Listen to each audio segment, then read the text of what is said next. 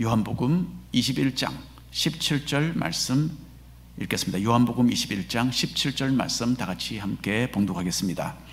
세 번째 이르시되 요한의 아들 시몬아 네가 나를 사랑하느냐 하시니 주께서 세 번째 네가 나를 사랑하느냐 하심으로 베드로가 근심하여 이르되 주님 모든 것을 아시오매 내가 주님을 사랑하는 줄을 주님께서 아시나이다.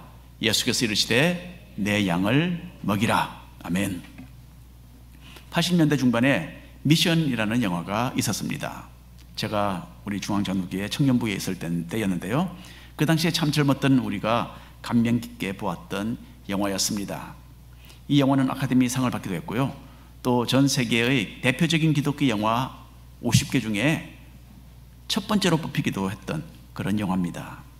영화의 주인공으로 나오는 멘도자라는 사람은 남미 정글에 사는 원주민들을 죽이기도 하고 또 납치해서 노예로 팔아넘기는 참 비정한 사람이었어요. 근데 하루는 동생과 싸우다가 그만 칼로 동생을 찔러 죽이게 됩니다. 그 이후에 멘도자는 심한 우울증에 빠지게 되었고요, 어느 가톨릭 교회 신부가 멘도자를 방문해서 도와주려고 했습니다. 멘도자는 자신은 너무나 많은 죄를 지었기 때문에 도무지 용서받지 못하고 그 죄의 값을 치를 방법도 없다, 그렇게 말을 했어요. 그때 신부는 그러면 내가 하라는 대로 한번 해보라고 도전을 던졌어요. 신부는 멘도자가 지금까지 사용하던 칼, 창, 여러 각기 무기를 그물에 잔뜩 넣어서 하나를 묶음을 만들고 멘도자가 그 무거운 짐을 혼자 끌고서 자기가 사역하는 남미의 정글로 따라와야 한다라고 말을 했습니다. 이 남미 정글의 마을은 까마득한 절벽을 타고 올라가서 그 위에 있었기 때문에 멘도자는 자신의 그 범죄의 무기를 담은 이 그물을 손으로 들고 못 가는 거예요. 양손으로 해서 그 절벽을 타고 올라가야 했기 때문에 몸에 그물을 칭칭 감습니다. 감아서 묶고 해서 죽을 고비를 넘겨가면서 그 절벽을 타올랐어요. 그렇게 해서 절벽 그 위에 있는 신부가 사역하는 마을에 겨우 도착을 했을 때에 멘도자는 자신을 알아보는 원주민들을 만나게 됩니다. 오랫동안 자기들을 죽이고 동물처럼 잡아가던 멘도자를 보고서 원주민들은 죽일 듯이 달려들었습니다. 그런데 멘도자가 아무런 대항을 하지 않는 거예요. 그걸 보고 원주민들은 오히려 이상하게 생각을 하게 됩니다. 칼을 뽑아든 한 원주민이 멘도자의 목을 자를 듯이 그렇게 다가왔다가는 도리어 그 칼로 목을 치기보다는 멘도자가 몸에 칭칭 감고 있던 그물을 탁 잘라주죠. 그런 그물을 까마득한 절벽 아래 물속으로 던져버립니다. 떨어뜨려버리죠. 그 절벽 위에서 이렇게 멘도자를 용서하고 받아주는 장면, 정말 극적인 장면이었습니다. 너무나 많은 죄를 지어서 도무지 용서받을 길이 없는 줄 알았는데 멘도자는 자신의 손에 그렇게 피해를 입었던 원주민들에게 용서를 받고 그 자리에서 통곡하면서 새로운 사람으로 변화됩니다. 예수님을 부인했던 베드로도 자신은 너무나 큰 잘못을 저질렀기 때문에 죄의 무거운 짐을 지고 죄책감에서 헤어나지 못하고 있었습니다. 하지만 우리가 오늘 대하는 이 참 유명한 성경 구절에서 예수님은 베드로를 다시 한번 자신의 제자로서 회복시켜 주십니다. 나는 스승님을 배반한 패배자다라고 생각을 했지만은 예수님은 베드로가 승리자로 살아갈 수 있도록 새로운 기회를 주신 거예요. 우리도 신앙생활을 하는 가운데서 때때로 이런 절망감에 빠지는 경우가 있습니다. 패배감으로 인해서 괴로워하고 또 내 자신의 신앙적인 무력함 때문에 참 실망의 늪으로 빠져들어갈 수도 있습니다. 하지만 우리가 성경에서 만나는 하나님은 어떤 하나님이십니까? 용서의 하나님이시고 우리에게 은혜를 베풀어 주시는 하나님이신 거예요. 하나님께서는 못난 우리를 받아주시고 자신의 자녀로 복귀시켜 주시고 새로운 삶으로 우리를 인도해 주시는 겁니다. 오늘 말씀을 통해서 이런 주님을 우리가 다시 한번 만나고 우리의 삶의 방향도 새롭게 전환되기를 간절히 바랍니다. 1번 읽어볼까요? 베드로를 위한 질문. 베드로를 위한 질문입니다.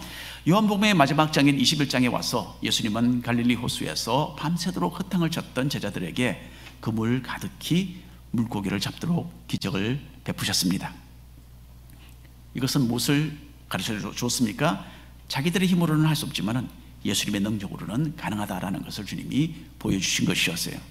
그리고 이제부터는 주님께서 하시던 그 사역을 이어받아서 사람을 낚는 업으로서 죄인들을 하나님의 나라로 인도하는 일을 그들이 할 때가 되었음을 가르쳐 주셨던 것입니다.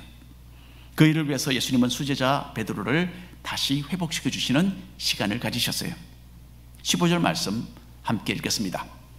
그들이 조반 먹은 후에 예수께서 시몬 베드로에게 이르시되 요한의 아들 시몬아, 네가 이 사람들보다 나를 더 사랑하느냐 하시니, 너는 다른 제자들이 나를 사랑하는 것보다 더 많이 나를 사랑하느냐? 이 예수님의 질문은 베드로의 마음을 깊이 찔렀습니다. 이때로부터 얼마 전에 베드로는 십자가를 앞두신 예수님을 죽기까지 따르겠습니다 라고 말을 했었죠. 그리고는 예수님을 향한 자신의 사랑은 다른 모든 제자들보다 더 특별하고 더 강력합니다 라고 주장을 했었습니다. 마태복음 26장에 있는 말씀 함께 읽겠습니다. 베드로가 대답하여 이르되 모두 주를 버릴지라도 나는 결코 버리지 않겠나이다. 이렇게 호언장담했던 베드로는 이 말을 한 바로 그날 밤에 예수님을 모른다며 부인하고 배반하고 말았던 것입니다. 근데 예수님은 이제 다른 사람들보다 네가 나를 사랑하는 것, 이게 더 맞는 거냐? 라고 베드로에게 물어보시는 거였어요. 그 질문에 베드로는 다른 제자들과 자신의 사랑을 비교하지 않습니다. 그리고 이전에 보여주었던 그 자신만만한 모습이 아니라 주님을 사랑하는 내 마음을 주님이 아십니다 라고 자신의 자세를 낮추어서 대답을 합니다. 15절 말씀 읽겠습니다. 이르되 주님 그러하나이다. 내가 주님을 사랑하는 줄 주님께서 아시나이다. 이르시되 내 어린 양을 먹이라 하시고, 예수님을 위해서 끝까지 충성할 것이라고 다짐했던 것을 실천하지 못한 경험은 베드로로 하여금 자신을 살피는 겸손을 가지도록 해주었습니다. 여러분, 실패를 경험하면요 사람이 더 성숙해집니다. 실패하면 그게 아주 그 사람이 잘못된 길로 갈 것 같지만은 아니에요. 사람이 더 성숙해집니다. 저는 청년 시절에 모든 것을 흙과 벽으로 깔끔하게 정리해서 생각을 하는 그런 경향이 있었던 것 같아요. 그래서 그랬던지 청년부 시절에는 주변에 있는 친구들이 저에게 말을 많이 했어요. 너는 왜 이렇게 거리감이 많이 느껴지느냐? 하지만 제 자신에 대해서 여러 번 실패를 맛봄으로써 이전에 사람들 앞에 세워놓았던 높은 벽들이 하나씩 하나씩 무너지게 되었습니다. 하나님의 사역자로서 회복되기 위해서 베드로도 겸손해져야만 했던 거예요. 자신의 부족함을 깨닫고 연약함을 인정하면서 묵묵히 예수님을 따르는 법을 배워야 했습니다. 그건 우리에게도 너무나 잘 적용되는 원리죠. 다른 사람과 비교해서 내가 얼마나 훌륭한가를 생각하는 자만심이 있을 때에는 주님께 쓰임을 받지 못합니다.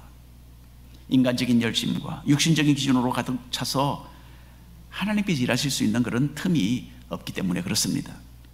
내 자신을 높이고 다른 사람을 낮추기보다는 오히려 스스로를 낮출 때에 비로소 주님은 우리를 사용하실 수가 있습니다.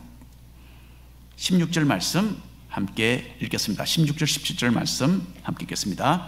또 두 번째 이르시되 요한의 아들 시몬아, 네가 나를 사랑하느냐 하시니, 이르되 주님 그러하나이다. 내가 주님을 사랑하는 줄 주님께서 아시나이다. 이르시되 내 양을 치라 하시고, 세 번째 이르시되 요한의 아들 시몬아, 네가 나를 사랑하느냐 하시니, 주께서 세 번째 네가 나를 사랑하시냐 하심으로 베드로가 근심하여 이르되 주님 모든 것을 아시오매 내가 주님을 사랑하는 줄을 주님께서 아시나이다. 예수께서 이르시되 내 양을 먹이라. 예수님께서 두 번째 물어보셨을 때에는 다른 제자들에 대한 언급은 하지 않으셨죠. 사실 다른 제자들에 비하면 베드로는 더 형편없는 패배자였어요. 다른 제자들은 도망치기는 했지만은 최소한 베드로처럼 주님을 모른다고 하지는 않았죠. 어쨌든 이 문제는 더 이상 이제는 다룰 필요가 없었습니다. 왜냐하면 처음 질문에서 베드로가 답변을 했기 때문에 그렇습니다. 그런데 예수님께서 세 번째 반복해서 네가 나를 사랑하느냐라는 질문을 하셨을 때에 베드로는 정말 무거운 마음을 가지게 됩니다. 주님께서 세 번 물어보시는 것, 여기에 그 의도가 있다는 것을 베드로는 잘 알고 있었기 때문입니다. 예수님께서 십자가에 못 박히시기 전 대제사장의 집에서 신문을 받으실 때에 베드로는 예수님을 세 번 모른다고 부인을 했기 때문입니다. 근데 여기서 예수님은 베드로에게 너는 왜 나를 부인했느냐 라고 꾸짖지 않으십니다. 너는 잘못을 뉘우치기 위해서 얼마나 많이 기도했느냐, 또 얼마나 열심히 회개했느냐, 또는 어떤 노력을 하고 있느냐, 뭐 그렇게 캐묻지도 않으셨어요. 이미 베드로가 자신의 잘못을 알고 뼈저리게 느끼고 있었기 때문입니다. 사실 베드로 그날 밤에 통곡을 했죠. 예. 그래서 예수님은 도리어 베드로에게 실패했던 부분을 만회할 수 있도록 기회를 주셨어요. 예수님을 3번 모른다고 했던 베드로가 자기 입으로 예수님을 3번 사랑합니다 라고 말하도록 함으로써 예수님을 향한 자신의 사랑을 스스로 확인할 수 있도록 해주신 거예요. 그래서 예수님은 베드로를 위해서 이 질문을 했던 것입니다. 여기서 우리는 예수님의 사랑과 그 용서와 인자하신 성품을 목격할 수 있습니다. 자, 우리는 주님을 성실하게 따르겠다고 다짐을 하고서는 얼마나 많이 실패하는지 몰라요. 젊은 학생들은 제가 그랬습니다. 세례를 받을 때에 참 굳게 마음의 다짐을 하잖아요. 나는 죽을 때까지 진실되게 주님 따르겠습니다. 그런 결심을 하고 물속에 들어갑니다. 근데 그렇게 살지 못해요. 예. 또 새해가 되면 우리는 올해는 정말 신앙인으로서 정말 잘해보겠습니다 다짐하잖아요. 그렇게 안 하십니까? 예. 다짐하죠. 하지만 얼마 되지 않아서 우리는 실망도 하게 됩니다. 베드로처럼 이렇게 실패투성이인 우리를 주님은 찾아와서 만나주시고 우리의 이름 불러주시면서 다시금 회복시켜 주시는 겁니다. 자, 하나님의 성품 중에 가장 중요한 것은 사랑입니다. 그리고 이 사랑은 우리를 향한 용서, 또 우리를 다시 회복시키시는 그 은혜로 나타나는 거예요. 뜻밖에도 원주민들의 사랑을 받고 용서를 경험했던 멘도자와 같이 주님은 사랑과 용서로서 베드로를 변화시키셨고 우리도 또한 그렇게 변화시킬 줄로 믿습니다. 두 번째로 읽어볼까요? 베드로에게 주신 사명. 오늘 말씀은 베드로를 향한 예수님의 사랑에 대한 내용이자 또한 예수님을 향한 베드로의 사랑에 대한 이야기죠. 주님은 베드로가 예수님을 위해서 무엇을 하는 것 이전에 베드로의 사랑을 무엇보다도 원하셨어요. 그리고 예수님을 향한 베드로의 사랑을 기반으로 해서 사역도 맡기셨습니다. 저는 80년대 후반에 하와이에서 대학을 마치고 신학 공부를 하기 위해서 둘째 형님이 사시던 LA에 도착을 했습니다. 형님은 매일 아침 일찍 출근을 하고 저녁에 늦었어야 집으로 돌아왔어요. 참 고되게 일을 했습니다. 그리고 집으로 돌아와서는 잠시 씻고는 그냥 피곤해서 쓰러지듯이 잠이 드는 거예요. 제가 일주일 동안 형님의 그 삶의 모습을 그렇게 지켜보았습니다. 일주일 내내 그렇게 하시는 거예요. 야, 그러다가 금요일이 되었어요. 근데 그날 저녁은 뭔가가 달랐어요. 일을 갔다 와서는 곧바로 쓰러지지 않습니다. 도리어 무엇인가 열심히 준비를 하는 거예요. 야, 형님은 골프채를 꺼내서 열심히 정리를 하면서 그렇게 시간을 보내더군요. 토요일 아침에는 항상 골프를 치러 간다라고 그렇게 저에게 설명을 했습니다. 그리고 형님은 잠을 한 2시간밖에 안 자고는 그 다음날 새벽 2, 3시경에 일어납니다. 저는 그때 아마 아직도 시차가 있어서 그런지 그 새벽에 저도 깨어났어요. 형님이 친구들과 함께 골프코스로 가는 걸 제가 봤습니다. 이렇게 아침 일찍 일어나서 새벽같이 출발을 해서 골프장 앞에서 몇 시간을 기다려야만 골프 한 gem을 치고 돌아올 수 있다는 거예요. 저는 그 이해를 잘 못했는데 어쨌든 그 상황이 어떤 상황이었는지 지금도 잘 모르지만은 그렇게 골프를 치더라고요. 골프에 대한 열망이 있었기 때문에 형님은 이런 희생도 기꺼이 할 수 있었다라고 저는 생각을 합니다. 예수님을 섬기는 일도 마찬가지예요. 어떤 무거운 책임감 때문에 주님을 따르면서 어쩔 수 없이 주님의 일을 해야 한다면 이거 엄청난 짐이 아니겠습니까? 하지만 우리를 향한 주님의 사랑을 조금이라도 더 깨닫고 또 우리 스스로가 주님을 조금이라도 더 사랑하기 시작하면 기쁨으로 일을 감당하게 됩니다. 주님 이것을 원하시는 거죠. 예수님과의 사랑의 관계에서 자연스럽게 흘러나오는 헌신된 마음을 주님은 원하시고 또 그것을 기뻐 받으시는 겁니다. 오늘 본문 말씀 요한복음 21장 17절 말씀 함께 다시 읽겠습니다. 세 번째 이르시되 요한의 아들 시몬아 네가 나를 사랑하느냐 하시니 주께서 세 번째 네가 나를 사랑하느냐 하심으로 베드로가 근심하여 이르되 주님 모든 것을 아시오매 내가 주님을 사랑하는 줄을 주님께서 아시나이다. 예수께서 이르시되 내 양을 먹이라. 여기서 양을 먹이라라는 말씀은 사람들을 이끌으라라는 의미입니다. 마치 목자가 양떼를 이끌고서 풀을 먹이고 또 양들을 보살피듯이 베드로는 사람들을 보살피는 사명을 예수님으로부터 받았던 것입니다. 주님을 사랑하는 마음으로 예수님의 백성들을 섬기고 그들의 성장을 위해서 충성하는 주님의 일꾼으로 부르심을 받은 것이었어요. 자, 베드로는 이 일을 열심히 감당했고 훗날에 성경에 이런 글을 베드로가 남겼습니다. 베드로전서 5장에 있는 말씀 함께 읽겠습니다. 너희 중에 있는 하나님의 양무리를 치되 억지로 하지 말고 하나님의 뜻을 따라 자원함으로 하며 더러운 이득을 위하여 하지 말고 기꺼이 하며 맡은 자들에게 주장하는 자세를 하지 말고 양무리의 본이 되라. 그리하면 목자장에 나타나실 때에 시들지 아니하는 영광의 관을 얻으리라. 어떻습니까, 여러분? 베드로가 예수님이 맡기신 사명 잘 감당한 것 같습니까? 이전에 베드로는 예수님께 충성하며 살고자 하는 마음이 있었던 것이 사실입니다. 하지만 실제로 어떤 위기를 만났을 때에 그만 주님을 부인하고 말았던 베드로였습니다. 하지만 베드로는 이제 예수님의 사랑으로 새롭게 회복되었어요. 그리고 이렇게 자신에게 보여주셨던 주님의 그 사랑을 마음에 품고서 주님께서 맡기신 사람들을 진정으로 위하고 사랑하며 섬기는 지도자로 일평생을 살았던 것입니다. 여러분, 우리는 모두 예외가 없이 하나님의 일꾼들입니다. 어떤 사람은 지도자로서 사람을 이끄는 임무를 받았고, 다른 사람들은 주님께서 또 주신 여러 가지 귀한 은사로 섬기는 일들을 부여받았습니다. 모두가 예수님의 몸된 교회를 건강하게 만들고 자라게 하는 일에 협력하도록 주님이 한 곳에, 한 교회로 불러주신 겁니다. 그리고 우리의 맡은 일을 잘 해나가기 위해서 꼭 필요한 것이 있는데, 그것은 바로 예수님을 사랑하는 마음입니다. 물론 사랑을 사랑하는 마음도 중요하지만은 그것은 여러분 영구적인 것이 아닙니다. 사람에게 실망을 하면 하는 일도 그냥 그만두게 되는 거죠. 그러나 주님을 사랑할 때에 우리가 그것이 가장 근본적인 이유가 되는 것이고 하나님의 일을 잘 감당할 수 있는 이 가장 큰 동기가 되는 것입니다. 이 주님을 사랑하는 이 사랑 속에서만 우리의 섬김과 봉사, 진정한 의미가 있는 것입니다. 네가 나를 사랑하느냐라는 주님의 질문에 네, 그렇습니다 라고 모두가 대답할 수 있기를 바랍니다. 우리가 뭐 완전한 사람이라 그렇게 말하는 것 아닙니다. 주님은 우리가 완전하지 않다라는 것 잘 알고 계세요. 다만 우리의 마음, 그것을 물어보시는 겁니다. 그리고 주님의 사랑이 우리의 가슴을 채워서 주님 따라가며 주님 섬기는 사람들로 더욱더 변화되어 가기를 간절히 바랍니다. 자, 세 번째 읽겠습니다. 베드로가 가야 할 길. 예수님은 실패자로서 스승을 부인했던 베드로를 선택하시고 사랑의 관계 회복시켜 주시고 그 후에 주님의 사명을 맡기셨습니다. 그리고 베드로가 예수님을 위해서 죽기까지 헌신하게 될 것이다 라는 이 말씀을 해주셨어요.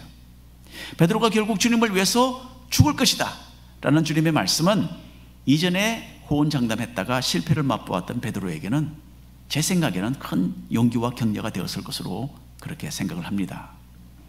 읽어볼까요? 요한복음 21장 18절 19절 말씀 함께 읽겠습니다. 내가 진실로 진실로 내게 이르노니 내가 젊어서는 스스로 띠뛰고 원하는 곳으로 다녔거니와 늙어서는 내 팔을 벌리리니 남이 내게 띠띠우고 원하지 아니하는 곳으로 데려가리라. 이 말씀을 하심은 베드로가 어떠한 죽음으로 하나님께 영광을 돌릴 것을 가리키심이로라. 이 말씀을 하시고 베드로에게 이르시되 나를 따르라 하시니, 주님의 말씀은 베드로가 순교자로서 죽음을 맞이할 것이다 라고 하신 뜻입니다.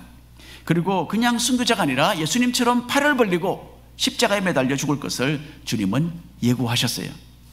고대 역사 기록에 의하면 베드로는 교회 사역을 감당하다가 결국 로마에서 네로 황제에 의해서 순교를 당했다고 합니다.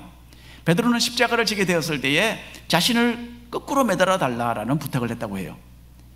자기는 예수님처럼 그 똑같은 모습을 하고 죽을 수 없다라고 생각을 했던 거예요. 그래서 머리를 땅으로 향하고 거꾸로 십자가에 달려서 순교를 했다고 그렇게 전해지고 있습니다. 예수님의 사랑과 용서로 회복된 사람은 하나님을 위해서 헌신하면서 주님을 섬기는 참으로 의미 있는 삶을 기쁨으로 살아가는 겁니다. 또한 그들은 이렇게 하나님을 위해서 살 뿐만 아니라 하나님을 위해서도 죽기까지도 합니다. 베드로는 이전에 자신의 의지와 신념으로서 주님을 위해서 목숨 바치겠다라는 결심을 했던 적이 있었죠. 하지만 보기 좋게 실패하고 말았습니다. 하지만 예수님이 회복시키시는 은혜를 경험한 다음에는 자신의 의지로서가 아니라 예수님의 사랑으로 무장해서 순교자로 죽을 수 있었습니다. 베드로는 나를 따르라라고 하신 예수님을 정말 끝까지 목숨 다해 따르는 제자로서의 그 생을 살았던 것입니다. 요한복음 21장 20절 이하의 말씀 함께 한 목소리로 읽겠습니다. 베드로가 돌이켜 예수께서 사랑하시는 그 제자가 따르는 것을 보니 그는 만찬석에서 예수의 품에 의지하여 주님, 주님을 파는 자가 누구오니까 묻던 자르라. 이에 베드로가 그를 보고 예수께 여짜오되 주님, 이 사람은 어떻게 되겠사옵나이까? 예수께서 이르시되 내가 올 때까지 그를 머물게 하고자 할지라도 내게 무슨 상관이냐? 너는 나를 따르라 하시더라. 여기서 예수께서 사랑하시던 그 제자가 누구겠습니까? 바로 지금 이 책을 기록하고 있는 사도 요한을 가리킵니다. 베드로와 요한은 본래 함께 고기를 잡았던 동료들이었어요. 예수님의 제자로서 부르심을 받은 후에도 이 두 사람은 참 가까운 관계였던 것 같아요. 주님께서 잡히시던 그날 밤에 두 사람은 같은 장소에 있었습니다. 또 부활하시던 그날 아침에도 두 사람은 예수님의 무덤으로 함께 달려갔었어요. 베드로는 요한이 예수님과 자기의 그 뒤를 따라오는 것을 보고서 이제 요한의 장래에 대해서 좀 궁금증이 생긴 거예요. 나는 주님을 따르다가 장차 죽임을 당할 것이라면 주님, 저 사람은 어떻게 되는 겁니까? 저 사람은 어떻게 될 것입니까? 라고 예수님께 물었어요. 여기에 대해서 예수님은 그것은 너와는 상관이 없는 일이다 라고 잘라서 말씀하십니다. 내가 설사 요한을 끝까지 죽지 않도록 보존한다 하더라도 그것은 너와는 상관이 없는 일이니까 너는 다만 나를 따르기만 하면 된다라고 주님이 말씀하셨어요. 다른 사람의 역할에 대해서, 다른 사람의 어떤 삶에 대해서 필요 이상의 관심을 가지지 말고 너는 너의 일에 집중하라라는 주님의 말씀입니다. 저 사람이 나보다 앞서가면 어떻게 하나, 그렇게 염려할 필요가 없는 거예요. 또 나는 이렇게 고난을 통과하고 정말 어려운 시간들을 지나고 있는데, 나는 이렇게 힘겹게 신앙생활을 하고 있는데 왜 저 사람은 저렇게 잘 되고 편안하게 삽니까? 이런 불평도 전혀 할 필요가 없는 거예요, 여러분. 하나님께서는 자신의 완전하신 지혜로서 우리 각자를 각기 다른 환경에 심어놓아 주셨습니다. 여러분은 어떤 환경 가운데 지금 심겨져 있습니까? 다른 사람과 내 자신을 비교할 것 없이 예수님께서 나에게 주신 그 환경 가운데서 사명 다하는 것, 이것이 바로 우리의 관심사가 되어야 한다라고 주님은 여기서 말씀하고 계시는 거예요. 오늘 결론에 말씀드립니다. 우리는 베드로와 닮은 부분이 참 많아요. 베드로처럼 우리도 실수가 많고 완전하지 못합니다. 예수님을 모른다고 부인했던 베드로는 사실 엄청난 잘못 저지른 것이었어요. 주님은 이전에 이런 말씀을 하신 적이 있습니다. 마태복음 10장에 나오는 말씀인데요, 누구든지 사람 앞에서 나를 부인하면 나도 하늘에 계신 내 아버지 앞에서 그를 부인하리라. 그러니 여러분, 베드로의 죄가 얼마나 심각합니까? 살인자요 남미 원주민들을 팔아넘겼던 멘도자와 같이 정말 회복의 기회가 없는 것처럼 보였습니다. 하지만 예수님은 베드로가 연약해서 잘못한 것을 잘 아셨고 다시 회복시키셔서 하나님의 일을 감당하는 크나큰 지도자로 사용하신 거예요. 예수님께서 베드로를 회복시키신 방법에서 우리는 주님의 참 섬세하시고 따뜻한 사랑을 목격하게 됩니다. 주님은 용서와 사랑으로 베드로를 새롭게 해주셨고, 육신적인 열정을 의지해서 주님께 충성하려던 그 잘못도 지적해 주신 거예요. 그러나 무엇보다도 네가 나를 사랑하느냐라는 이 질문 3번 하심으로써 베드로를 위해서 질문하신 거죠. 그래서 베드로가 실패해서 잃어버렸던 제자로서의 그 참사랑을 되찾도록 해주셨던 것입니다. 자, 우리는 오늘 네가 나를 사랑하느냐라는 주님의 임재하신 음성을 모두 듣고 있습니다. 들리십니까? 네. 우리를 자신의 사랑으로 감싸고 회복시키셔서 하나님의 일을 맡기시려는 그 주님께 우리의 사랑도 고백해 보시기를 바랍니다. 그리고 주님을 위해서 살 뿐만 아니라 죽기까지 하는 그런 성도들로 변화되는 그 하나님의 은혜가 우리 모두와 함께 하기를 간절히 바랍니다. 기도하겠습니다. 네가 나를 사랑하느냐라는